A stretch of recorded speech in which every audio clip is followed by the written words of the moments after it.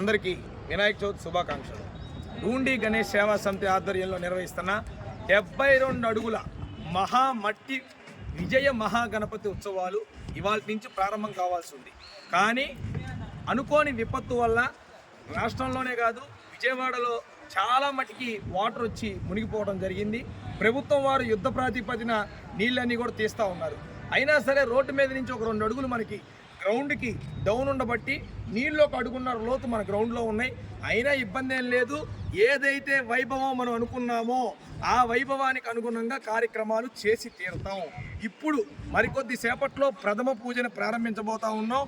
మధ్యాహ్నం తర్వాత అంటే సాయంత్రం 4 గంటల నుంచి జనానికి సందర్శనకి గ్రౌండ్ను సిద్ధం చేస్తూ ఉన్నాం.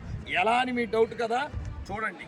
పబ్లిక్ రావటానికి అనుగుణంగా మనం 3.5 అడుగుల హైట్తో 10 అడుగుల వెడల్పుతో ఒక ఫుట్ ఓవర్ బ్రిడ్జ్ నిర్మించడం జరిగింది. ఈరోజు ఈ ఫుట్ ఓవర్ బ్రిడ్జ్ ఏదైతే ఉందో పబ్లిక్ సందర్శనార్థం రోడ్డు మీద నుంచి జనం బ్రిడ్జ్ మీదకి వచ్చి దగ్గరకు వచ్చి దేవుడికి దండం పెట్టుకొని బయటికి వెళ్ళే పరిస్థితి ఉంది. సో ఎవరు ఎటువంటి పుకార్లు నమ్మద్దు.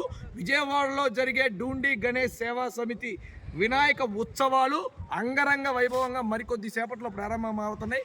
నీళ్ల కారణంగా సందర్శన్ని సాయంత్రం నుంచి మీకు బ్రిడ్జ్ మీదుగా ఎలవిస్తామని పర్మిషన్ మీ అందరిని కూడా కోరుకోవడం జరుగుతుంది. హ్యాపీ వినాయక చవితి.